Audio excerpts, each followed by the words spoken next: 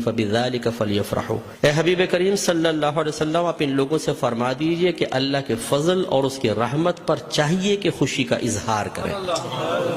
کہنے والا کون ہے؟ اللہ تبارک و تعالی۔ اور اگر میں آپ سے پوچھوں کہ اللہ کا سب سے بڑا ہم پر کیا گیا فضل کیا ہے اور اس کی نازل کردہ رحمت کیا ہے، تو ہر مسلمان بے اختیار کہے گا کہ ہمارے نبی کریم صلی اللہ علیہ وسلم۔ سب سے بڑا اللہ کا فضل، سب سے بڑی اللہ کی رحمت کہ ہمارے سرکار کے قدموں سے ہمیں قرآن ملا ہے، ایمان ملا ہے، حتیٰ کہ اللہ تبارک و تعالیٰ نے اپنی معرفت بھی اس وقت تک چھپا کر رکھی جب تک اپنے حبیب کو ظاہر کرنے کا ارادہ نہ فرمایا۔ حبیب کو ظاہر کیا اور پھر اپنی معرفت ہم تک پہنچائی، تو ہم نے تو اپنے نبی کے ذریعے سب کچھ پایا، تو آپ سے بڑھ کر فضل اور رحمت اور کیا ہوگا؟ اور خود اللہ تعالیٰ فرما رہا ہے کہ مسلمانوں کو چاہیے، اے حبیب ان سے فرمائیے۔ یقینی سی بات ہے کہ کافر کو تو مکلف نہیں بنایا جا رہا نا، مخاطب مسلمان ہی ہوں گے، کہ مسلمانوں سے کہیے کہ اللہ کے فضل اور اس کی رحمت پر چاہیے کہ خوشی کا اظہار کریں۔ اور دوسری آیت میں فرمایا وَأَمَّا بِنِعْمَةِ رَبِّكَ فَحَدِّثْ، اور اپنے رب کی نعمت کا خوب چرچا کرو۔ حدث تحدیث سے نکلا ہے۔ تحدیث کا مطلب ہوتا ہے اللہ تعالیٰ کی کسی عطا کردہ نعمت کو کسی کے سامنے ظاہر کرنا، چاہے وہ قول سے ہو، جسے ہم کہتے ہیں جی اللہ کا بڑا فضل ہے بونڈ لگ گیا، اللہ کا بڑا فضل ہے مکان بنا لیا، اللہ کا بڑا فضل ہے میرے بیٹے کی شادی ہو گئی، یہ ہم نعمت کا اعتراف اور اظہار کر رہے ہوتے ہیں۔ اور اسی طریقے سے مختلف اعمال و افعال سے بھی بعض اوقات تحدیث نعمت ہوتی ہے۔ ایک دفعہ ایک صحابی نبی کریم صلی اللہ علیہ وسلم کی خدمت میں آئے، جو پھٹے پرانے سے تھوڑے کپڑے پہنے ہوئے تھے، مفلوق الحال سے تھے، تو سرکار نے فرمایا کہ کیا تمہارے پاس کوئی مال نہیں ہے؟ عرض کیا رسول اللہ صلی اللہ علیہ وسلم الحمدللہ ہر طرح کا مال ہے، مویشی ہیں، دراہم ہیں، دنانیر ہیں، باغات ہیں۔ تو سرکار نے شاید فرمایا پھر اللہ کی نعمت کا اثر آپ پر ظاہر ہونا چاہیے، اپنے آپ کو ایسا نہ رکھو بلکہ ایسے لباس پہنو، ایسی عادات و اطوار رکھو، ایسا طور طریقہ رکھو کہ لوگ جان جائیں کہ اللہ تعالیٰ نے آپ کو نعمتوں سے نوازا ہے۔ تو بتائیے کہ جب میلاد مصطفیٰ صلی اللہ علیہ وسلم آئے تو کیا ہمیں اپنے نبی کی اس طرح خوشی کا اظہار نہیں کرنا چاہیے تاکہ یہ ظاہر ہو کہ اللہ تعالیٰ نے ہمیں اپنے نبی کی سب سے بڑی نعمت سے نوازا ہے؟ جب عام دولت کے لیے سرکار نے فرمایا تمہیں اللہ نے دولت دی ہے، اس کا اثر تم پہ ظاہر ہونا چاہیے، اس نعمت کا اثر ظاہر ہونا چاہیے، تو بتائیے کہ جب میرے سرکار تشریف لائے اس نعمت کا اظہار کیوں نہیں چاہیے؟ تو یہ دونوں چیزیں قرآن سے ثابت ہیں، تو خوشی منانا اور نعمت کا اظہار کرنا۔ جب اللہ تعالیٰ نے اس کا حکم دے دیا، اجازت دے دی، تو پھر ہر وہ طریقہ اختیار کرنا جائز ہوگا جس کو قرآن اور حدیث نے منع نہیں کیا ہے۔ یہ اچھی طرح اصول یاد رکھیے، کسی چیز کے جائز قرار دینے کے لیے دلیل نہیں چاہیے ہوتی، کسی چیز کو ناجائز قرار دینے کے لیے دلیل درکار ہے۔ مثال کے طور پر میں آپ سب سے پوچھتا ہوں، جو آپ نے ٹوپیاں پہن رکھی ہیں جائز ہے کہ ناجائز؟ بتائیں، بولیں، لائیں، ثابت کریں قرآن و حدیث۔ حدث ثابت کریں کہ ایسی ہری پٹی نیچے اور اوپر سفید ہو، قرآن حدیث سے ثابت کریں۔ کر سکتے ہیں آپ؟ تو آپ کہیں گے بھی قرآن و حدیث سے اگر میں ثابت نہیں کر سکتا تم یہ بتاؤ کہ یہ جائز ہے ناجائز؟ اگر کہتے ہو ناجائز تم ثابت کر دو، میں نہیں پہنوں گا۔ اس طرح آپ نے چشمے پہنے ہوئے ہیں، آپ اس وقت رات کے تقریباً 9:30 بجے یہاں بیٹھ کر بیان سن رہے ہیں، لائٹنگ ہوئی ہے، یہ پکی چھت کے نیچے آپ بیٹھے ہوئے ہیں، میں مائک پہ بیان کر رہا ہوں، آپ اس کو سن رہے ہیں اسپیکر کے ذریعے، تو کیا یہ سب قرآن و حدیث سے ثابت ہے؟ یقینی سی بات ہے کہ نہیں۔ لیکن کیا یہ منع ہے؟ جب منع نہیں ہے تو پھر جائز ہے۔ یہ پہلا اصول یاد رکھیے گا۔ تو اگر کوئی آپ سے کہتا ہے کہ میلاد مصطفیٰ جائز ہے، آپ کہیں بالکل جائز ہے، وہ کہے قرآن و حدیث سے ثابت کرو، آپ کہیں کہ چلو میں بعد میں بولتا ہوں، پہلے تم یہ بتاؤ کہ ناجائز ہے یس، تو تم ثابت کرو۔ کوئی ایک آیت لا کر ایسی بتائیں، کوئی حدیث جس میں اللہ یا رسول نے فرمایا ہو کہ میلاد مصطفیٰ نہ مناؤ، اور جب اللہ تعالیٰ اس کے رسول منع نہ کر رہے ہوں تو پھر آپ اور میں کون ہوتے ہیں منع کرنے والے؟ بعض کہتے ہیں کہ جی سرکار نے ایسا نہیں کیا، صحابہ کرام نے نہیں کیا، نہ اس کا حکم دیا۔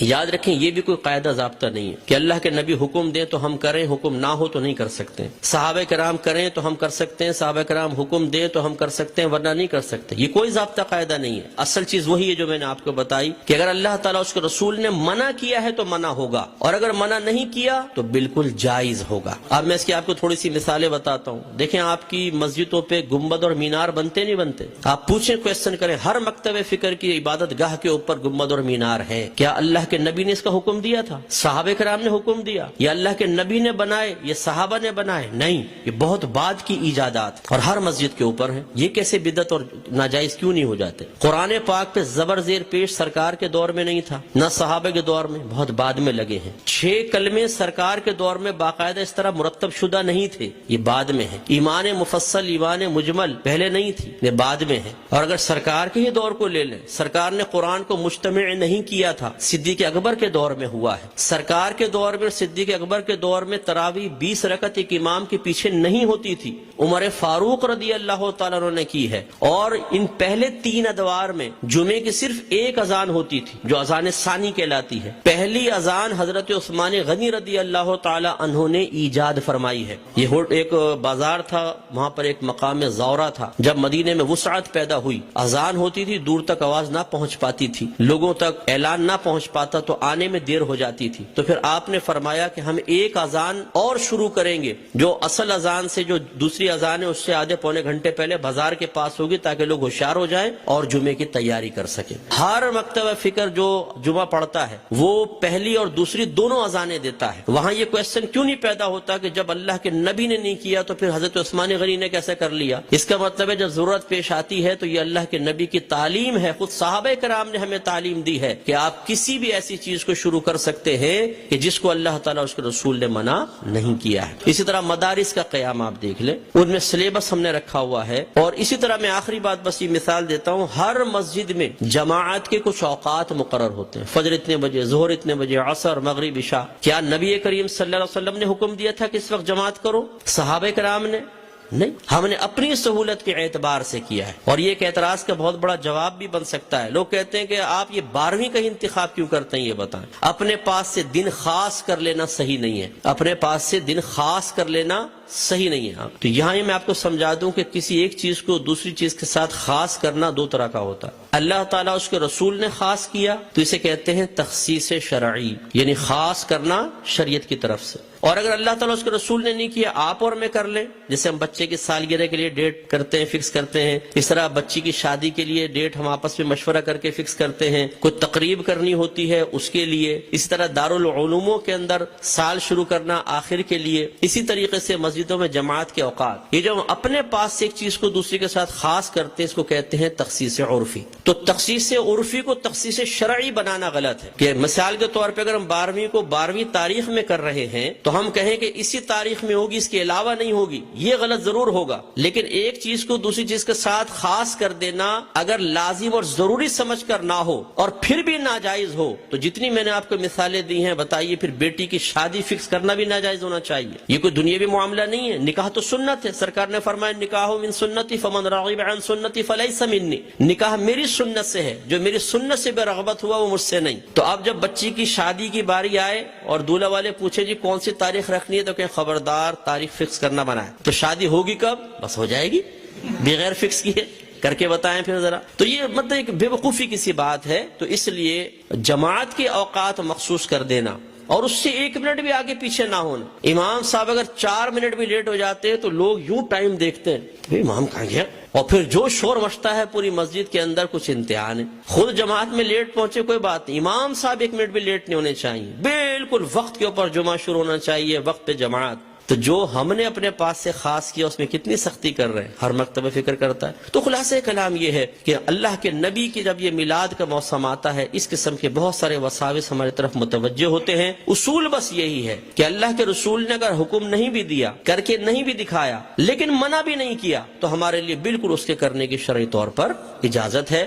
اگر حکم کا انتظار کریں تو پھر ہر چیز کے اندر غلام کو حکم کا انتظار کرنا چاہیے. اور جب آپ حکم ڈھونڈنے کی کوشش کریں گے تو کاروبار زندگی رک جائیں گے. ہزارہ چیزیں ایسی ہیں جن میں سرکار کے احکام موجود نہیں ہیں. تو بس اصول شرعی ہوتا ہے کہ جہاں سرکار کا حکم موجود نہ ہو، خاموشی اختیار فرمائی ہو، منع نہ کیا ہو، یہ اس کے جائز ہونے کی دلیل ہوتا ہے. تو میلاد مصطفیٰ منائیے. الحمدللہ جنہوں نے یہ کیا ہے انہوں نے فیض پایا ہے. ابو لہب جیسا شخص آپ جانتے ہیں کافر تھا، سرکار کا چچا تھا، کافر شخص تھا اور بدترین کافر، دشمن اسلام. لیکن جب اس کی لونڈی ثویبہ نے آ کے خوشخبری دی کہ مبارک ابو لہب تیرے ہاں بھتیجا پیدا ہوا، اس نے ہمارے نبی کی خوشی میں آزاد نہیں کیا تھا، اپنے بھتیجے کی خوشی میں کیا تھا. لیکن وہ بھتیجا تھا تو اللہ کا نبی. تو اللہ تبارک و تعالی نے اس کو اس برکت سے نوازا کہ جب اس کا انتقال ہوا اور یہ جہنم میں گیا ہے، اس کے خاندان والوں میں سے کسی نے اس کو خواب میں دیکھا تو پوچھا کہ ما فعل اللہ بکا، اللہ تبارک و تعالی نے تیرے ساتھ کیا معاملہ کیا؟ تو اس نے جواب جواب دیا کہ بہت سخت عذاب میں ہوں،